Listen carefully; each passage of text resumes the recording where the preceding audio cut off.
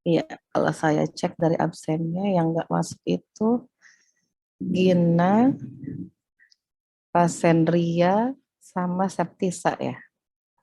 Yang nggak aktif itu yang mana ya? Kayaknya ada yang keluar deh. Kelas 2 A27 itu berapa orang ya total mahasiswanya ya? 41, Bu. Berapa? 41. 41. Iya. Oke. Ya, Septisa baru join. Berarti yang namanya Gina masih aktif atau enggak? Sudah enggak aktif ya? Sama yang namanya Cassandria.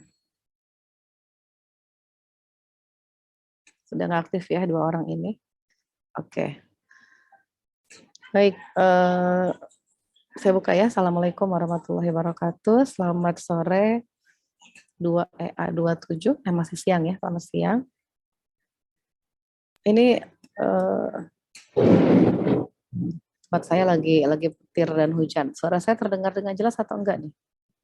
Terdengar, Bu. Dengar ya. Di sini baru banget hujan. Ada yang hujan juga di daerah rumahnya? Enggak ada. Baru mendung, Bu. Ada, Bu. Oh. Di sini Jati Bening sudah mulai hujan. Ini saya coba materinya kebetulan sekarang ini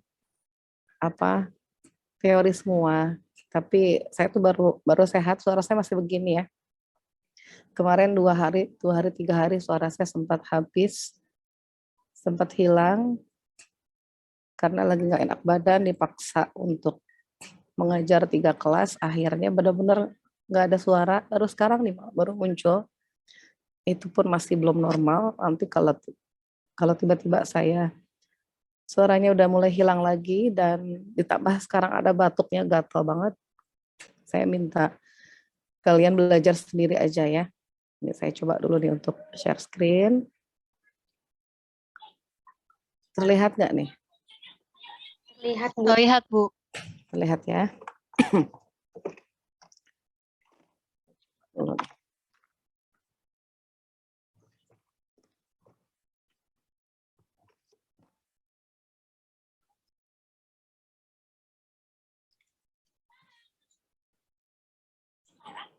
6 jam ngomong nonstop, akhirnya pita suaranya rusak.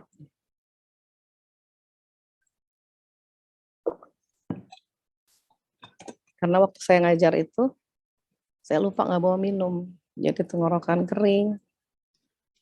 Akhirnya habis suara. Oke, kita lihat. Ini materi pembelajaran kita untuk 10 materi, ya, di mana nanti akan ada 14 kali pertemuan, ada daring sama luring. Nah, kemudian kita lihat di sini untuk metode pengajarannya. Kalian anak manajemen ya. Kita sekarang ada di mana kita nih? Minggu keberapa? Minggu 2 ya? Iya, Bu. Minggu 2. Oh, ini bukan tanggal 4. Tanggal berapa sekarang kita ini? 7 ya. Tanggal 7 Oktober. Minggu depan berarti kita sudah di kelas lagi ya. Untuk minggu ketiga ini ketemuan di kelas. Ini masih rancangan kasar. Artinya masih bisa berubah. V-class bisa di minggu keempat atau nanti bisa di minggu ke-6. Yang penting patternnya atau polanya itu daring, luring, dan seterusnya.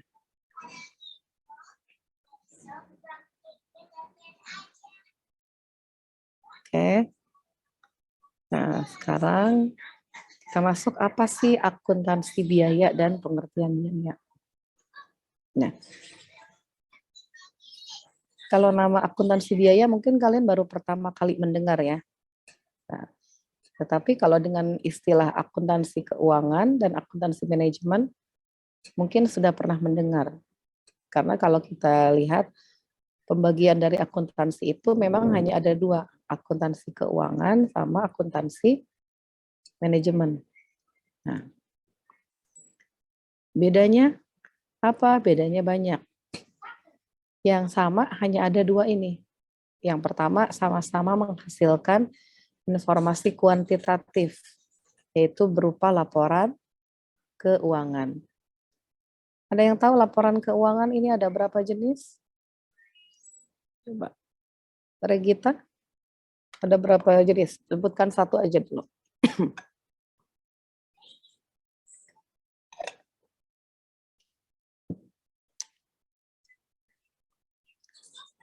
Ada Regita? Iya, Bu. Ya, sebutkan satu aja. Bentar, Bu.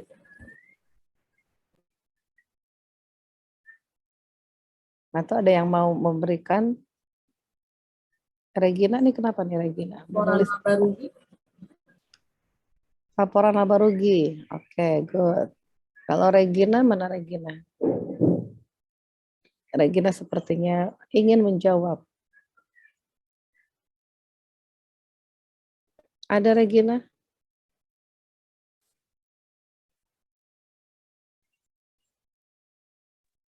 Sebentar Bu, HP-nya Kenapa? Video kamu kenapa kameranya? Coba kameranya di on cam, Regina. Zenobia sama Visa juga nih. sebentar Bu.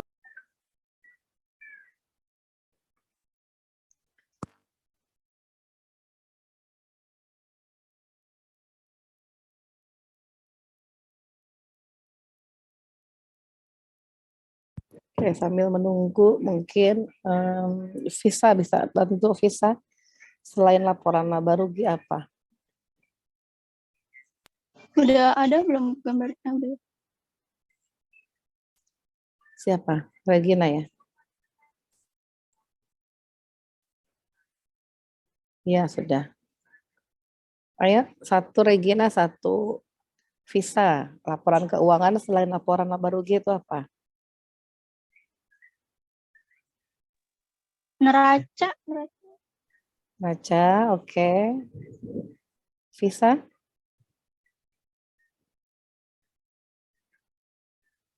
Mana Visa? Ya. Halo, Ya, laporan arus kas, Bu. arus kas, oke. Terus ada lagi nggak? Coba Zenobia Humaira, mana Zenobia? Iya Bu. Iya.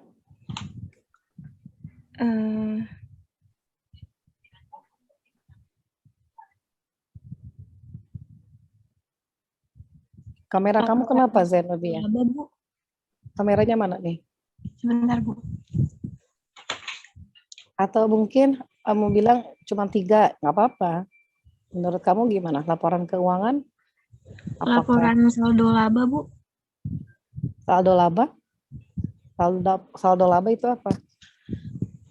Saldo laba itu masuk ke ini ya, untuk melihat laba atau rugi suatu perusahaan, kita bisa lihat dari laporan laba rugi. Ada yang mau menambahkan? Kira-kira ada apa lagi selain laba rugi, neraca, dan arus kas, ada apa lagi? Laporan perubahan modal Bu. Laporan perubahan modal.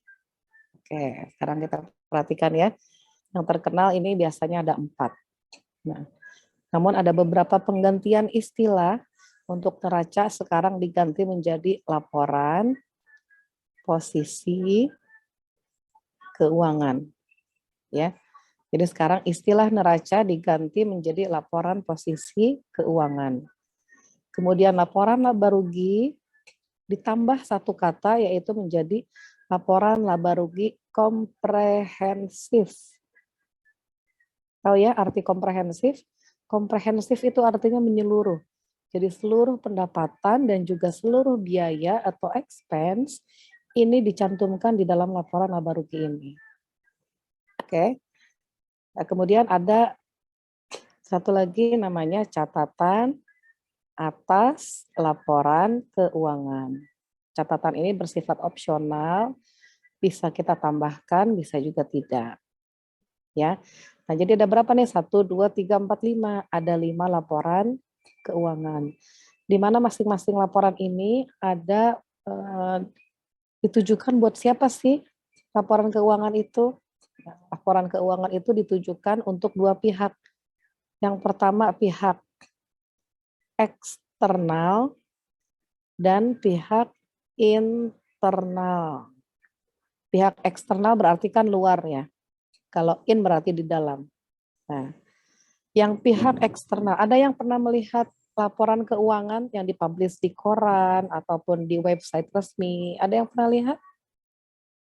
Nah, kalau kalian pernah lihat, di situ yang dicantumkan hanya laporan posisi keuangan, laba rugi komprehensif, dan juga perubahan modal. Ya. Jadi ini adalah untuk pihak eksternal. Sedangkan laporan arus kas ini untuk pihak internal. Pihak internal siapa aja? Pihak manajemen perusahaan. Ya, kalau catatan atas laporan keuangan dia opsional. Nah, kemudian selain persamaan menghasilkan informasi kuantitatif, fungsi kesamaan yang kedua adalah dia berfungsi sebagai penyedia informasi keuangan yang digunakan untuk pengambilan keputusan. Oleh siapa? Oleh manajemen top level. Ya, jadi manajemen pihak atas akan melihat acuan berdasarkan data-data yang ada untuk mengambil keputusan. Apa saja? Misalnya perluasan usaha atau ekspansi usaha, kemudian perluasan distribusi, pembukaan kantor cabang, dan sebagainya, yaitu pengambilan keputusan. Jadi untuk salah satunya adalah pembuatan strategi perusahaan. Nah, kalau ini ada persamaan, berarti akan ada perbedaan. Ada hitam, ada putih, ada persamaan, ada perbedaan. Nah, ini perbedaannya.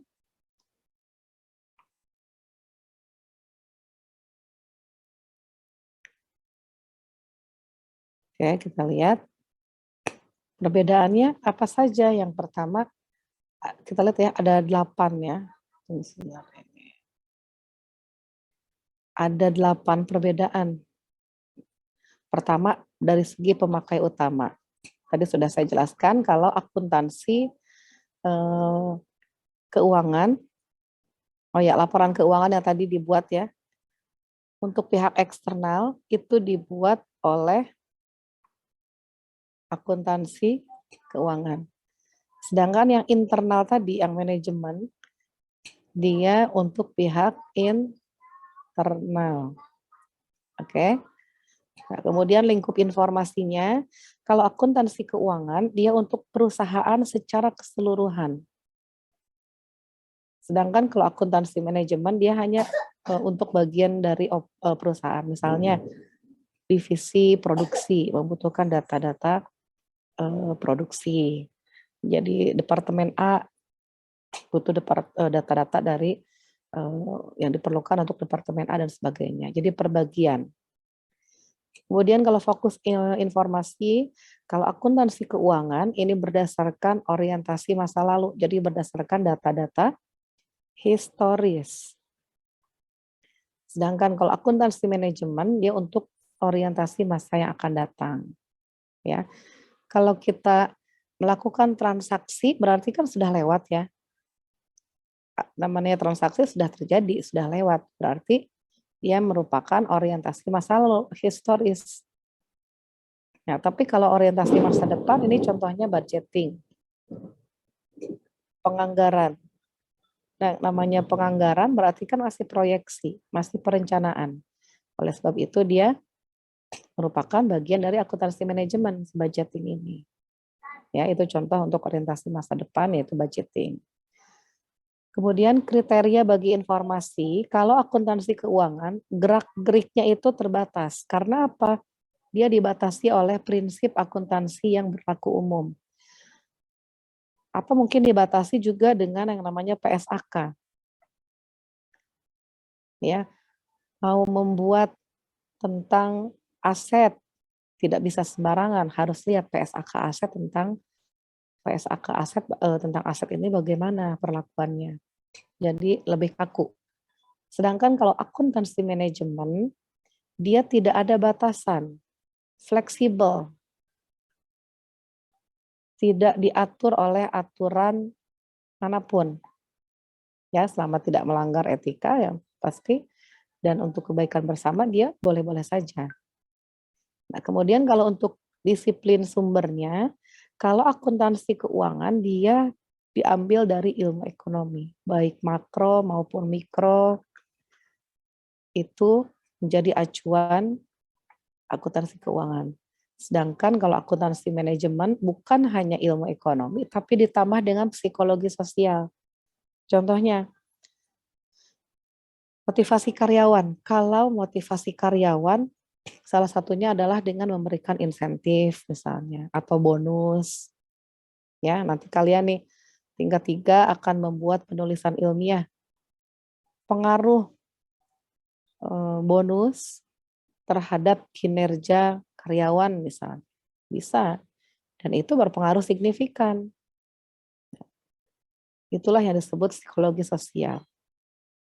Kalau dalam akuntansi keuangan, mau dapat bonus mau enggak peduli. Yang penting laporan keuangan beres. Tapi kalau dalam akuntansi manajemen tidak. Akuntansi manajemen memikirkan psikologi sosial. Mau dari sisi karyawan, mau dari sisi customer, itu dilihat. Ya. Kemudian kalau dari isi laporan, akuntansi keuangan ini merupakan ringkasan perusahaan secara keseluruhan. Kalau kita lihat neraca atau laporan posisi keuangan, itu adalah keseluruhan. Ada elemen atau account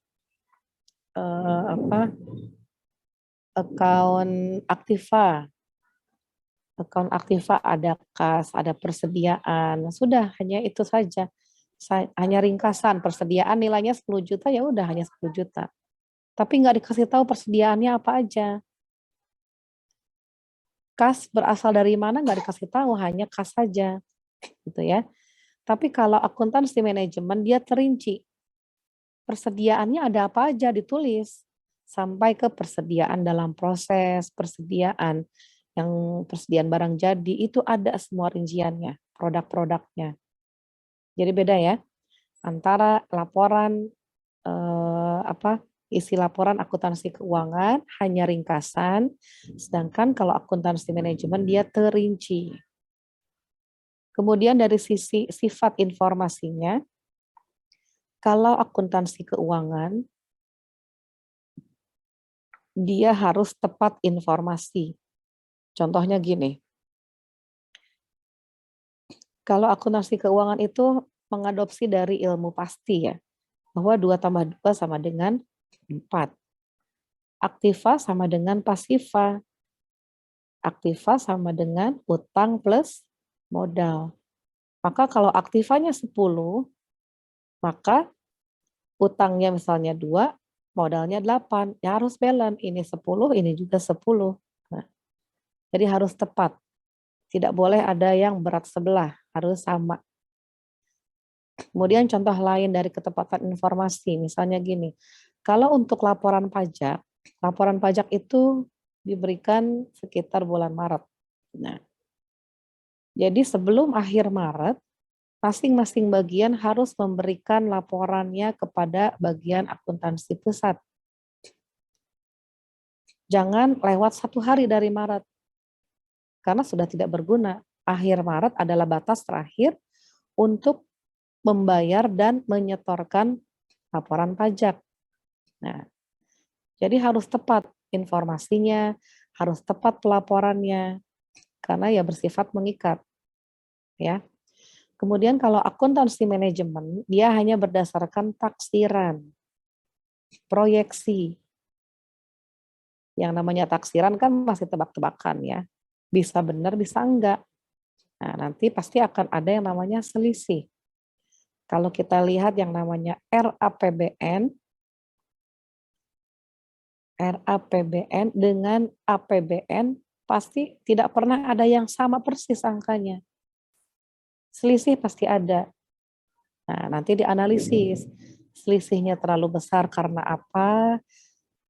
Selisihnya terlalu kecil juga karena apa? Jadi dilihat. Oke. Nah, kemudian dari sisi rentang waktu, kalau akuntansi keuangan dia kurang fleksibel. Maksudnya apa kurang fleksibel? Kalau dibuat laporan keuangan mau per 4 bulan, mau per 6 bulan, atau per tahun, itu harus konsisten.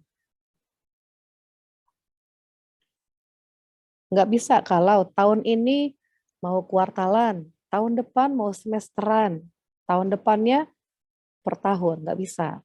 Ya, kalau sudah ditentukan per 6 bulan ya sudah, membuat laporan keuangan setiap 6 bulan sekali, continue. Ya, tapi kalau akuntansi manajemen dia fleksibel, tergantung permintaan dari manajemen pusat.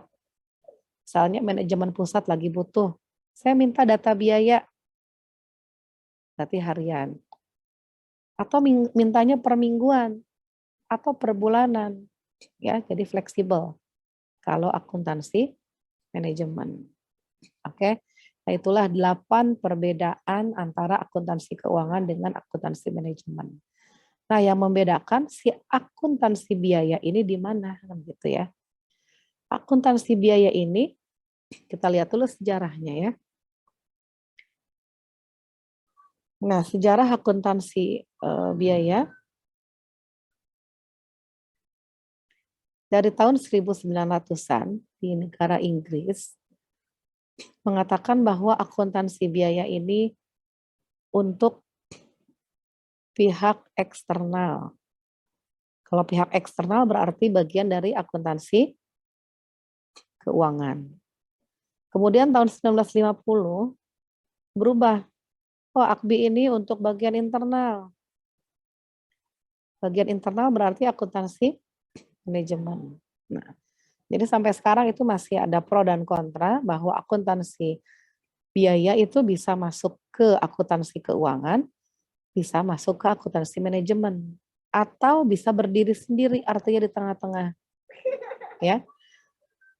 Jadi akuntansi keuangan butuh akuntansi biaya, di manajemen juga butuh biaya. Nah, nanti pas berjalannya soal kasus nih, bisa kelihatan bahwa akuntansi biaya ini bagian dari dua-duanya. Oke. Nah, baik. Sedangkan pengertian dari akuntansi biaya sendiri itu apa?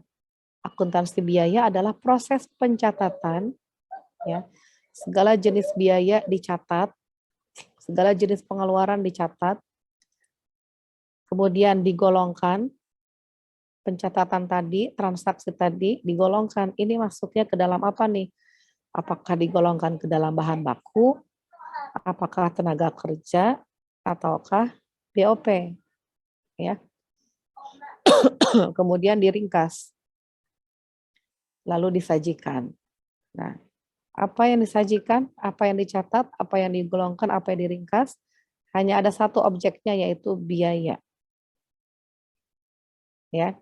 Nah, sehingga dalam prinsip akuntansi biaya dan juga prinsip akuntansi manajemen selalu menjelaskan bahwa different cost for different purposes. Tujuan biaya yang berbeda untuk tujuan yang berbeda. Contohnya apa? Misalnya kursi dan meja. Produk kursi dan meja pasti membutuhkan biaya yang berbeda. Nggak mungkin sama. Kecuali mungkin kursinya modelnya sama. Ya, produk massal. Tapi kalau kursi A, model A dengan model B, pasti harganya atau biayanya juga berbeda. Coba kalau kalian main ke Informa, main ke IKEA, kursi macam-macam bentuknya. Harganya juga beda-beda kan?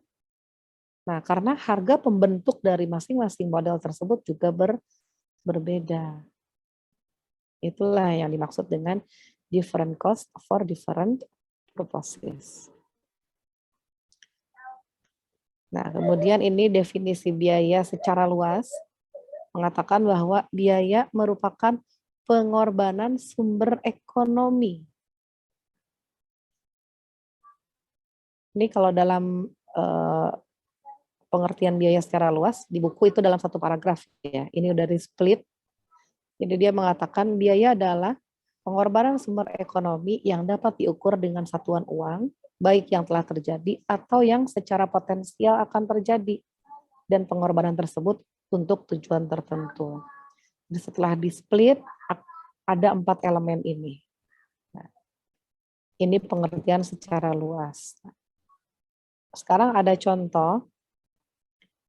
Perusahaan percetakan mencetak buku berjudul Akuntansi Keuangan Lanjut.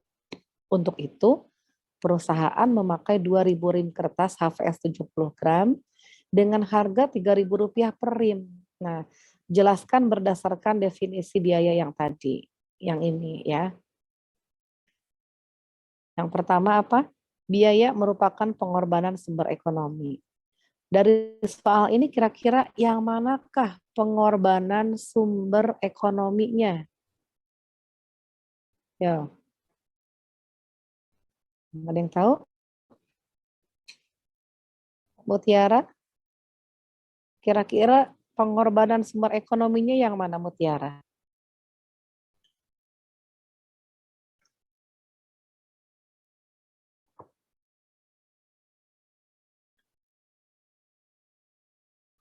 Ayo, Bu Tiara mana?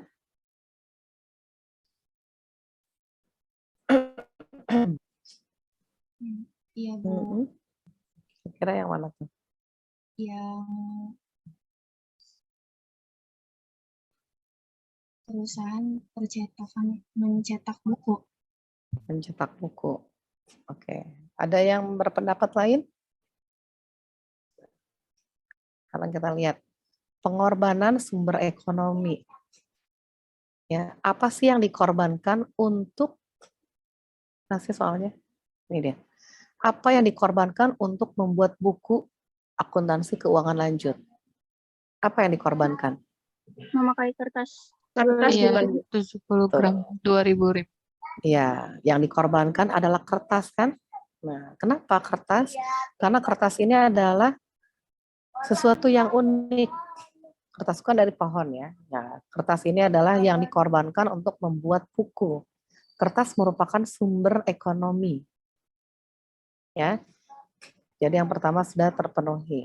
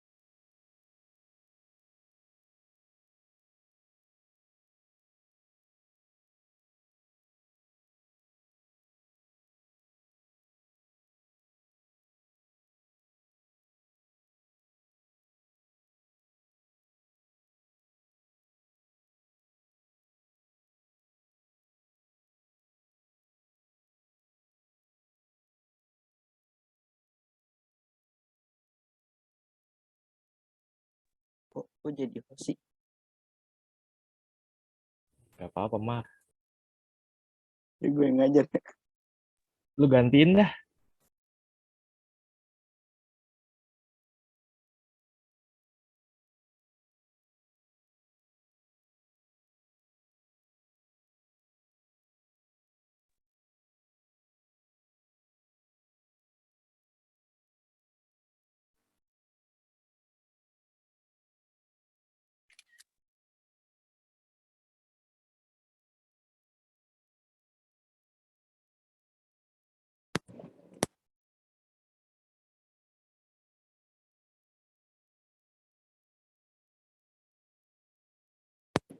Ya, wifi saya barusan mati nih.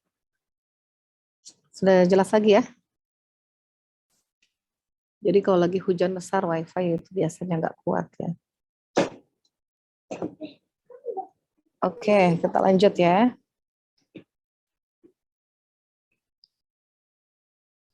Tadi kita sudah sampai mana? Yang kedua ya, diukur dengan satuan uang. Kira-kira yang mana nih? Kalau diukur dengan satuan uang, yang manakah? 3.000, Bu. 3.000. Nah, tapi kita lihat di sini kan ada kuantitas ya, 2.000 rim. Berarti 2.000 rim dikalikan dengan 3.000 rupiah. Nah, dapat berapa? 2 kali 3, 6. 6 juta. 6 juta. Nah, inilah yang disebut dengan diukur dengan satuan uang untuk mencetak buku berjudul Akuntansi Keuangan Najwa. Ya. Nah, di sini jangan lupa ya. Saya selalu menekankan kepada mahasiswa saya kalau untuk mengerjakan akuntansi, satuan atau measurement itu harus ada seperti ini. Rim, kemudian rupiah, itu harus ada. Kenapa? Karena kalau tidak ada satuannya, itu hanyalah sekumpulan angka yang nggak jelas ini nih angka apa. Jadi satuan tuh wajib ada ya. 2.000, 2.000 rim, 3.000 rupiah. Ya.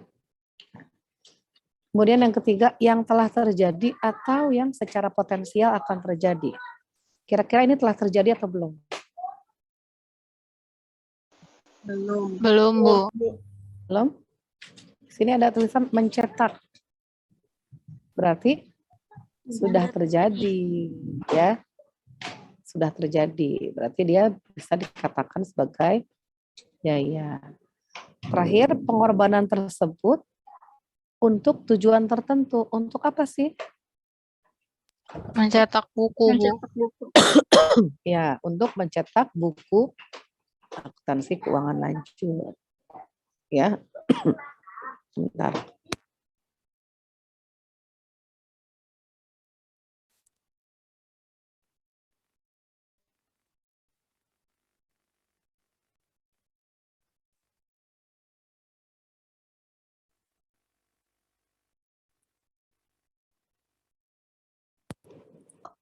Oke, sekarang ada contoh lain, misalnya kalian mau buka usaha, ya, mau membuka usaha.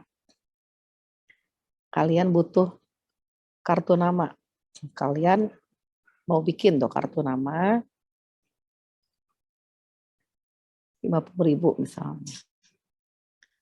Terus mau bikin brosur untuk produk-produk kalian. Taruhlah 100.000. Ini kalau kita totalkan 150.000. Apakah 150.000 ini bisa disebut dengan biaya? Bisa nggak kira-kira? Nggak bisa? Aulia bilang nggak bisa. Yang lain bagaimana? Yang lain sama? Bisa, Bu. Bisa. Yang lain? Bisa, Bu. Bisa. Karena mengacu kepada yang poin nomor 3, yaitu yang telah terjadi atau yang secara potensial akan terjadi. Paham ya? Jadi walaupun belum keluar itu uangnya, yang 150.000, kita masih merencanakan tapi dia berpotensi akan terjadi, akan dikeluarkan. Jadi tetap bisa dikatakan sebagai biaya. Oke. Nah, kemudian selanjutnya tujuan akuntansi biaya. Nah, tujuan umumnya adalah membuat atau menghitung harga pokok produksi. Ini adalah tujuan umumnya. Lantas tujuan khususnya apa? Yang pertama ini, penentuan biaya produk. Ya. Mencatat, menggolongkan, meringkas biaya-biaya pembuatan produk. Jadi kelihatan, kalau misalkan ada gambar kursi misalnya, produk kursi, bisa ketentuan berapa sih biaya produk untuk pembuatan kursi tersebut. Nah, kita bisa lihat ini ya. Biaya yang dikumpulkan dan disajikan adalah biaya yang telah terjadi di masa lalu atau biaya historis. Masih ingat yang tadi di tabel, ini adalah bagian dari akuntansi manajemen atau keuangan. Historis. Keuangan. Keuangan. Kemudian ditujukan untuk memenuhi kebutuhan pihak luar. Prinsip pada PSAK. Akuntansi, keuangan atau manajemen? Keuangan. Keuangan. Keuangan juga ya. Berarti kita bisa lihat di sini untuk akuntansi biaya bagian dari akuntansi keuangan. Nah, nanti ada lagi yang sebelahnya. Kita lihat. Tujuan khusus yang kedua adalah untuk pengendalian.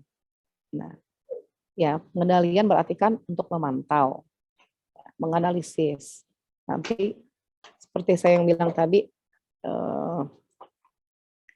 berdasarkan proyeksi. Yang namanya kita merencanakan berarti kan berkaitan dengan masa depan. Masa yang akan datang. Ya, tunggu, udah gatal lagi nih.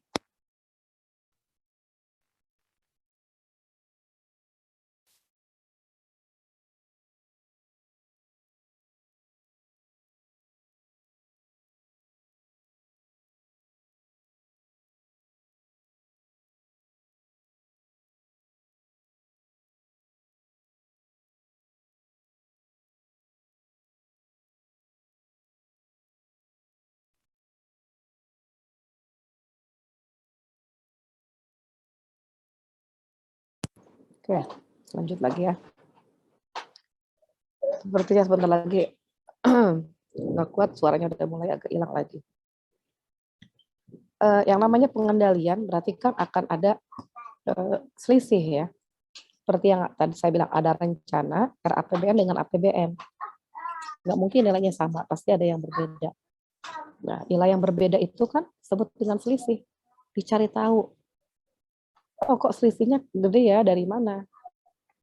Itulah kenapa makanya disebut sebagai pengendalian biaya. Kemudian yang ketiga, pengambilan keputusan. Menyangkut masa yang akan datang. Nah, kalau tadi pengambilan keputusan menyangkut masa depan, masa yang akan datang, berarti bagian dari akuntansi keuangan atau akuntansi manajemen? Manajemen, Bu. Akuntansi manajemen. Ya, jadi sudah jelas ya bahwa akuntansi biaya bisa merupakan bagian dari akuntansi keuangan dan akuntansi manajemen. Nah, di sini ada tugas nih buat kalian catat ya. Apa sih opportunity cost, hypothetical cost, incremental cost, avoidable cost, dan foregone revenues. Kalian cari pengertiannya dan contohnya. Ya, kalian cari tahu ini. Minggu depan kita di kelas Kalian tulis tangan. Terus dibawa ke kampus ya, ke kelas. Sudah bisa di screenshot aja ya.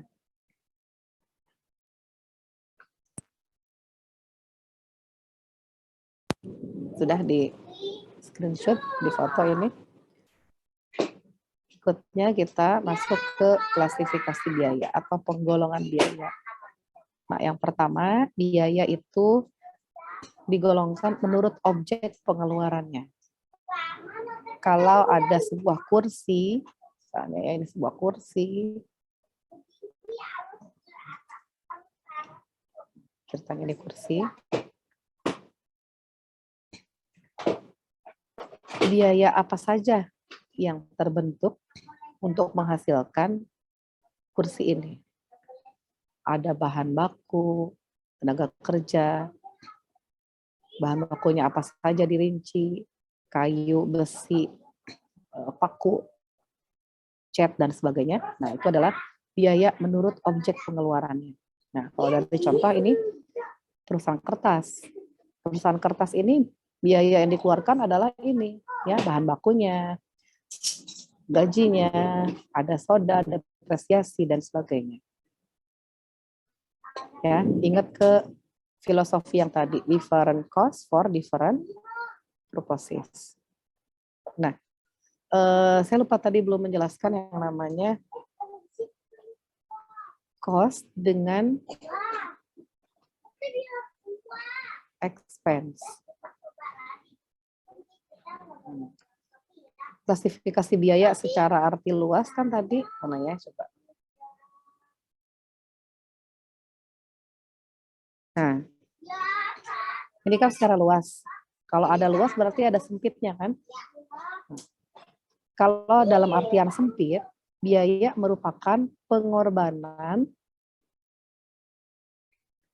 sumber ekonomi yang untuk memperoleh aktiva. Itu adalah pengertian biaya secara sempit. Pengorbanan sumber ekonomi untuk memperoleh aktiva. Lantas apa yang membedakan antara luas dengan sempit dari istilahnya? Kalau pengorbanan sumber ekonomi untuk memperoleh aktiva, itu kita sebut dengan cost. Kalau di bahasa kita itu biaya. Tapi kalau untuk yang secara artian luas, itu dengan istilah expense. Atau di bahasa Indonesia kan itu beban. Ya. Biasanya kalau saya lihat dari beberapa buku, kemudian mereka masih banyak yang bingung antara biaya dengan beban. Biaya listrik, seharusnya kan beban listrik. Nah, oleh sebab itu kalau pakai istilah bahasa Inggris nggak mungkin salah. Cost, ingat aja yang namanya cost berarti aktiva. Saya ambil contoh. Perusahaan membeli sebuah kendaraan operasional. Berarti disebut cost atau expense? Apa? Cost. Cost. Kenapa cost? Karena buat dapetin aktiva. Ya, karena kendaraan tersebut merupakan aset atau aktiva. Paham ya? Kalau misalkan perusahaan membayar promosi endorsement artis Lesti misalnya 10 juta rupiah, berarti biaya tersebut masuknya cost atau expense? Expense. Expense. Paham ya bedanya ya? Untuk cost dengan expense. Pokoknya kalau dia membentuk sebuah aktiva, berarti dia cost.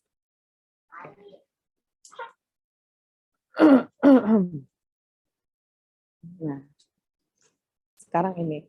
Penggolongan biaya menurut fungsi produksi pokok dalam perusahaan. Perusahaan itu ada berapa jenis sih?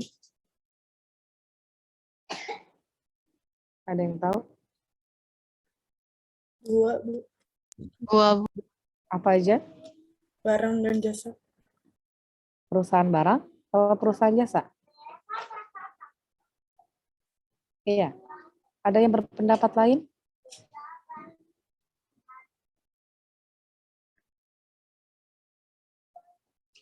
Ada yang mau memberikan pendapat yang berbeda atau sama semua, idem?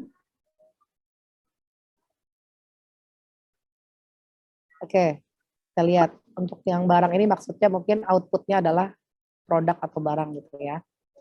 Nah, di sini ada 3 jenis perusahaan. Yang pertama adalah perusahaan manufaktur, perusahaan jasa, dan perusahaan dagang. Perusahaan dagang. Manufaktur itu apa?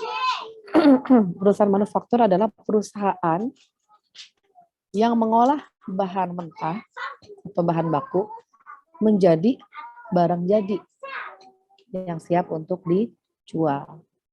Jadi akan ada yang namanya proses di dalamnya. Itulah disebut perusahaan manufaktur. Contohnya apa sih perusahaan manufaktur? Coba berikan contoh.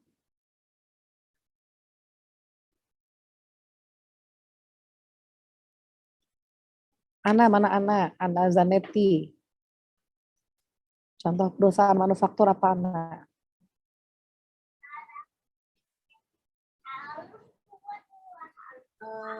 Astra Honda Motor nggak sih? Apa? Astra Honda Motor.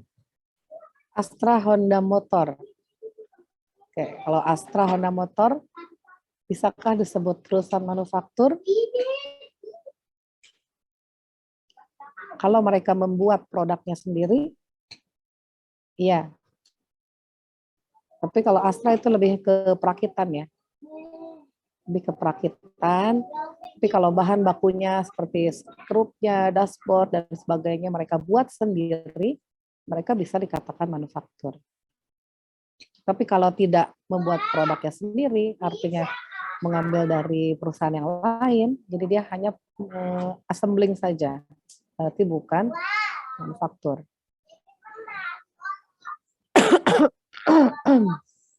Daniel, mana Daniel? Saya, Bu. Iya.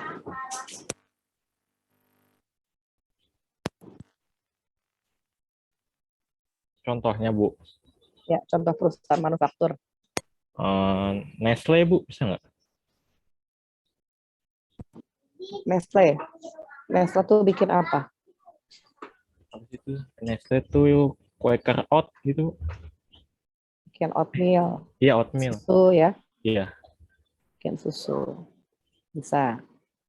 Susu Denko coba ya. Berarti kan bahan bakunya apa? Ya susu sapi murni kan. Ada proses di dalamnya, ada tenaga kerjanya, ada BOP-nya. Sehingga menjadi susu bubuk full cream yang siap untuk dijual. Ya. Banyak sekali perusahaan-perusahaan manufaktur. Ini hanya salah satu contohnya. Kalau perusahaan jasa contohnya apa? Gojek, Bu. Gojek. Ya. Apa lagi selain Gojek? Grab. Grab sama aja. Salon, bengkel, kan? Itu juga perusahaan jasa.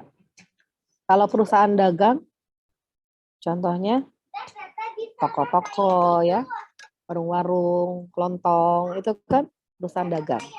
Perusahaan dagang kan ngambil satu barang harganya 5.000, dijual lagi 10.000. Nah, itu adalah perusahaan dagang. Ya, tanpa ada memodifikasi produk tersebut langsung dijual. Jadi kayak agen gitu ya. Langsung dijual lagi. Itulah perusahaan dagang.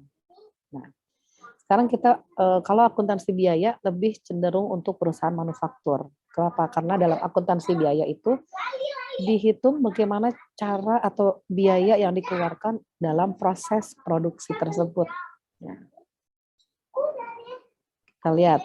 Jadi dalam perusahaan manufaktur ada 3 fungsi pokok. Yang pertama fungsi produksi, fungsi pemasaran, dan fungsi ADM.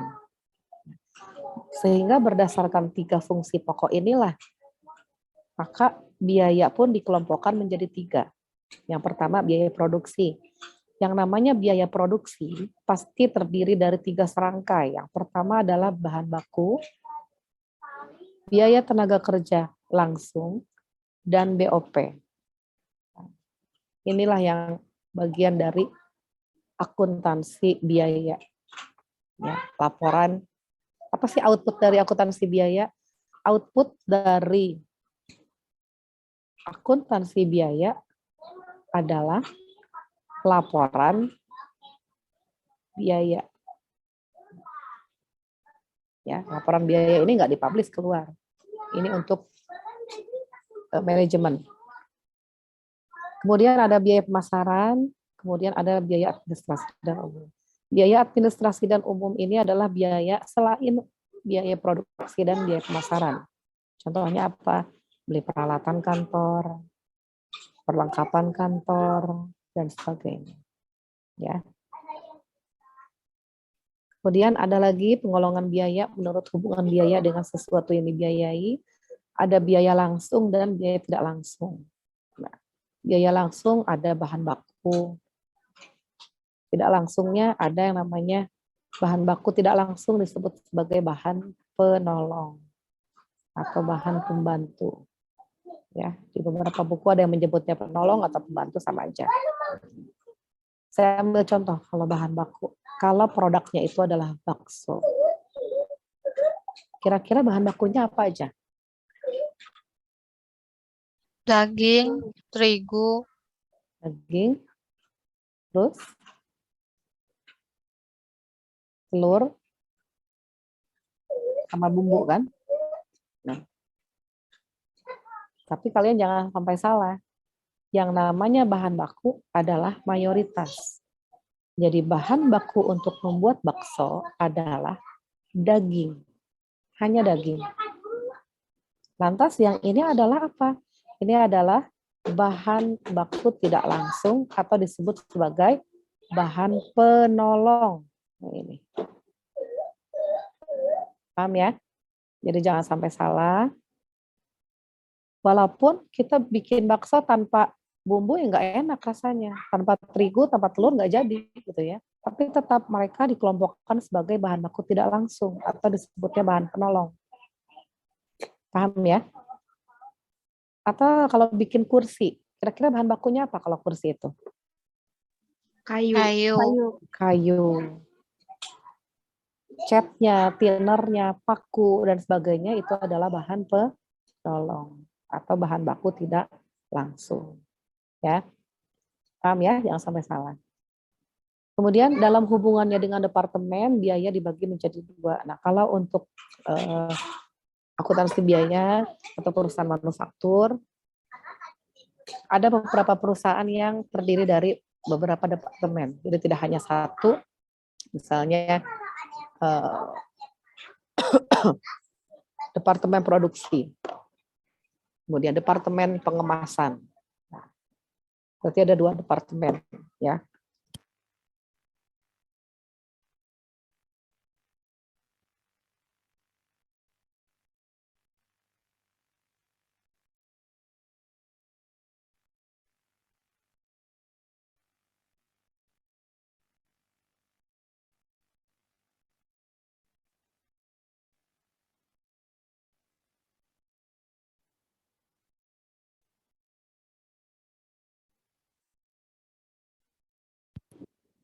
Oke, lanjut ya. Saya akan stop sampai di sedikit lagi kok. Nah, kemudian ini ada penggolongan biaya menurut perilakunya dalam hubungannya dengan perubahan volume aktivitas. Ada biaya variabel, semi variabel, semi fix, dan biaya tetap. Nah, kalau semi variabel ini dan semi fix artinya apa? Variabel sama tetapnya ada gitu ya. Jadi yang akan kita bahas adalah 2 ini. Karena di 2 dan 3 juga ada bagian ini. Nah, kalau contoh semi variabel sama semi fix ini ada biaya telepon, ya, biaya yang mengandung unsur variabelnya ada, tetapnya juga ada. Kalau biaya telepon atau listrik pasca bayar pasti ada yang namanya abodemen. ya kan? Ada abodemen. Kemudian sisanya sesuai penggunaan. Abodemennya tetap, biaya tetap. Sesuai penggunaan adalah biaya variabel. Paham ya? Nah, sekarang kita lihat.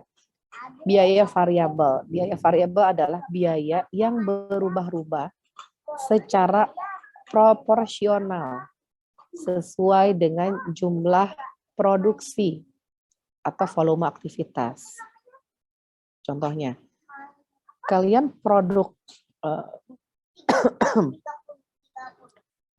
yang dihasilkan adalah 10 unit, maka biayanya adalah 5.000. Semakin banyak produk yang dihasilkan, semakin tinggi biayanya. 1.000 unit, 500.000. 1.500, 750.000. Paham ya? Semakin tinggi produk yang dihasilkan, maka semakin besar biaya yang dikeluarkan. Itulah biaya variabel. Biaya variabel ini kalau dinyatakan dalam unit, dia harganya tetap. Ya, jadi kalau dalam unit dia tetap, tapi kalau dalam total dia berubah. Berubahnya naik.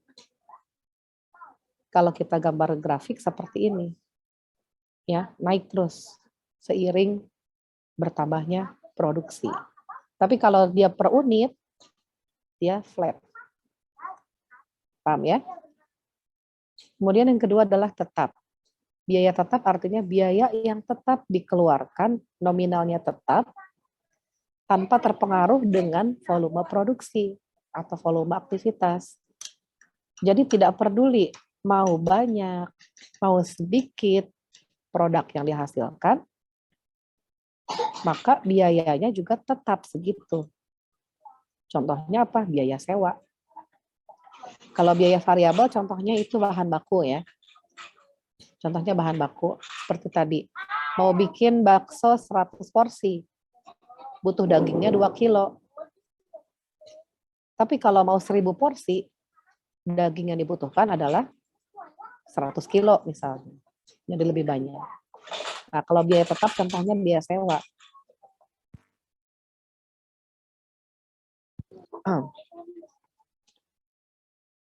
Mau produksinya dikit atau banyak, biaya sewanya tetap 60.000.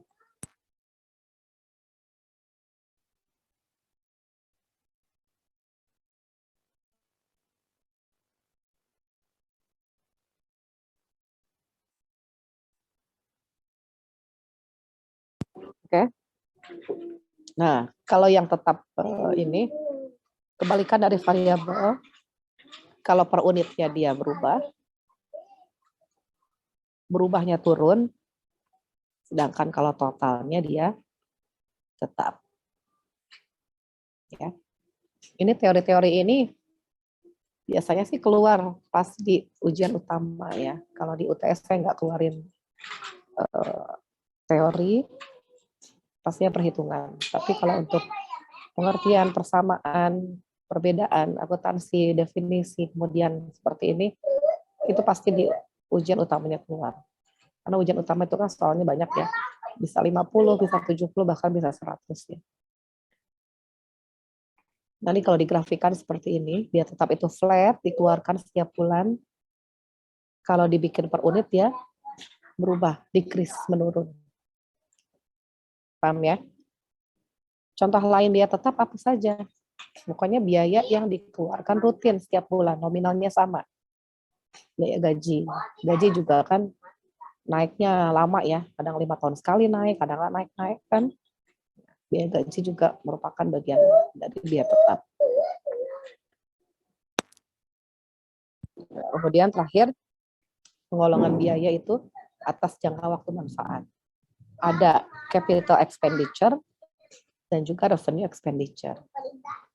Kalau capital expenditure ini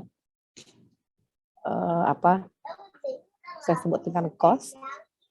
Kalau pengeluaran pendapatan disebut dengan expense. Ini yang tadi. ya. Capital, pengeluaran modal. Kita beli aset, beli kendaraan, beli mesin, bangunan, dan sebagainya, itu adalah cost, biaya. Pengeluaran pendapatan. Ini berhubungan dengan persamaan akuntansi. Aktiva sama dengan pasiva. Aktiva sama dengan utang plus modal. Ini untuk perusahaan yang baru. Tapi kalau untuk perusahaan yang sudah berjalan, dia berubah. Yang namanya usaha sudah jalan, pasti akan ada pengeluaran, kan? Ada pemasukan, ada income disebut dengan pendapatan, ada pengeluaran disebut dengan biaya atau beban tadi, ya. Nah, ini aktiva tambah pengeluaran. Hasil utang plus modal. Kita pindahkan ke sini. Menjadi aktiva sama dengan utang plus modal ditambah pendapatan dikurangi biaya atau pengeluaran. Tapi kalau seperti ini bisa rancu. Beban ini bisa artinya mengurangi dari utang, bisa diambil dari modal. Kan nggak boleh. Beban ini, pengeluaran ini harus diambil dari pemasukannya. Jadi diberikan tanda buka dan tutup kurung. Ini untuk perusahaan yang sudah berjalan. Ini adalah persamaan akuntansi untuk perusahaan yang sudah berjalan. Paham ya? Sehingga pengeluaran pendapatan ini, nah, yaitu si ini, hanya bisa diambil dari pendapatan. Makanya di sini pengeluaran pendapatan. Oke, contoh-contohnya sudah ada di sini. Nah, contoh PR yang tadi, kalian tambahkan ini, biaya depresiasi, amortisasi, dan depresi. Apa sih bedanya? Pengertiannya apa dan contohnya apa? Ya.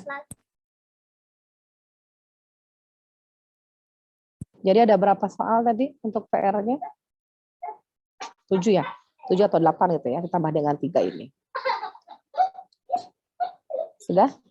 Cukup di screenshot saja. Nah, terakhir ini, metode pengumpulan biaya produksi. Nah, ini juga untuk perusahaan manufaktur, karena akuntansi biaya ya identik dengan membahas perusahaan manufaktur. Dagang dan jasa tidak ada akuntansi biayanya, ya. Nah, sekarang kita lihat ada 2 metode pengumpulan biaya produksi. Yang pertama adalah harga pokok pesanan atau job order costing. Yang kedua adalah proses costing atau harga pokok proses. Kalau harga pokok pesanan ini diterapkan untuk perusahaan yang berbasis pesanan. Coba, perusahaan apa yang bekerja kalau ada pesanan aja? Coba Septisa. Buruh. Buruh. Perusahaan. Oh maaf, Bu, saya kira pekerjaan. Kan. Perusahaan apa contohnya? Kalau dia nggak ada orang yang bikin, dia nggak bikin. Gitu. Ada dari teman-teman yang lain? Contohnya apa? Sulastri?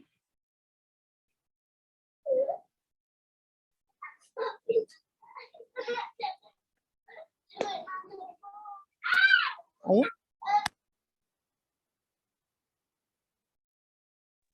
Perusahaan bahan baku bukan, Bu? Bahan baku? Iya. Perusahaan bahan baku itu bergerak di bidang apa? Bahan baku itu salah satu bagian dari biaya produksi, ya. Yang namanya perusahaan manufaktur pasti dia memiliki biaya produksi. Nah, di dalam biaya produksi ada bahan baku, gitu ya. Jadi nggak ada perusahaan bahan baku. Ada yang namanya perusahaan yang tadi contoh sudah diberikan, ingat? Perusahaan percetakan. Contohnya percetakan undangan pernikahan. Ada gitu perusahaan dia sudah mencetak undangan, nama mempelai pria dan wanitanya sudah ada. Ajaib banget ya. Cenayang juga nggak gitu-gitu banget ya, namanya sudah ada, ya kan? Nah, dia hanya akan mencetak kalau ada pesanan. Ini atas nama ini, mempelai prianya ini, wanitanya ini. Gitu. Kalau nggak ada pesanan, dia nggak bikin.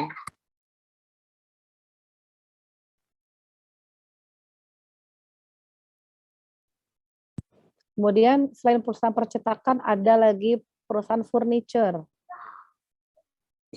Contoh spesifiknya adalah kitchen set. Ya. Kitchen set dia tidak memproduksi, tidak ada persediaannya. Karena kitchen set disesuaikan dengan ukuran dapur dari customer. Pasti ditanya, ukuran dapurnya berapa, Bu? Nah, makanya dia selalu berproduksi kalau ada pesanan. Nah, perusahaan jenis inilah yang menggunakan metode job order costing atau job order cost method. Harga pokok pesanan. Paham ya? Kemudian satu lagi adalah harga pokok proses. Harga pokok proses ini yang menggunakan adalah perusahaan yang bersifat mass production. Mass production ini adalah produk massal.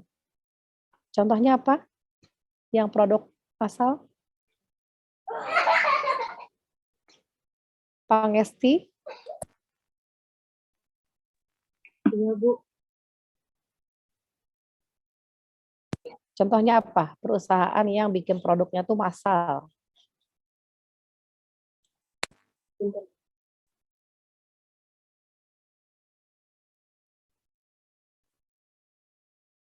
Yang lain?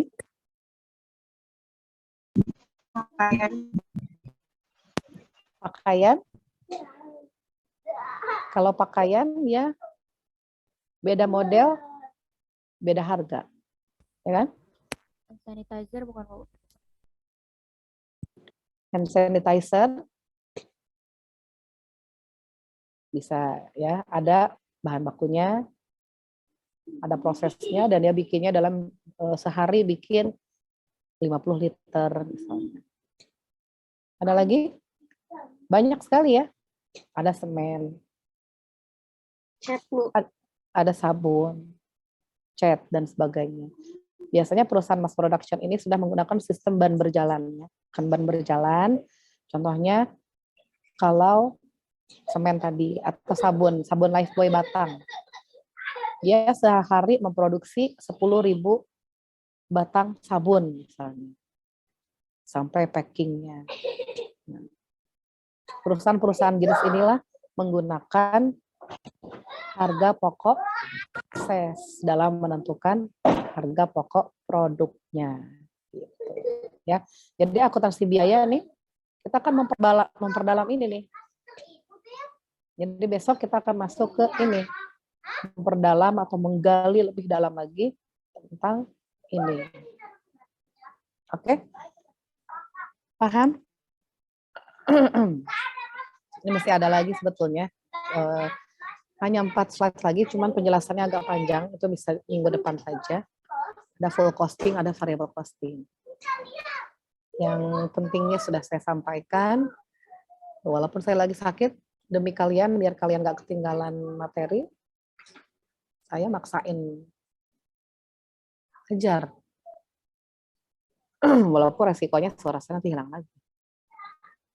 Saya sudah memberikan hak kalian, nah sekarang saya tanya nih, ada pertanyaankah mengenai akuntansi biaya, akuntansi manajemen, akuntansi keuangan, biaya-biaya, sudah paham semuanya? Bisa dipahami? Karena kalau saya ngajar memang, ngomong saya memang cepat ya. Jadi kalau dikira terlalu cepat, kalian minta diulang lagi juga nggak apa-apa. Bisa dipahami ya? Yang penting alurnya, pondasinya kita harus kuat dulu, teorinya sudah kuat, besok pada saat perhitungan kita aplikasikan sesuai dengan teori yang ada. Paham? Tidak ada pertanyaan? Nanti filenya akan saya berikan ke ketua kelas, nanti silakan nanti di-share ke teman-teman yang lain, karena ada PR juga di situ ya. Kalau tidak ada pertanyaan, kita masuk ke sesi foto by absen. Silakan pasang angle terbaiknya. Daniel, maskernya buka, nah, masker virtualnya silahkan dibuka, Daniel.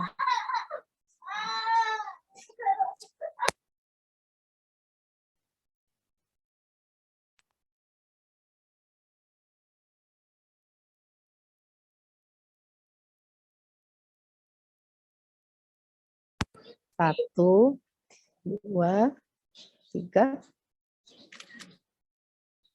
Lembar kedua, satu, dua, tiga. Oke.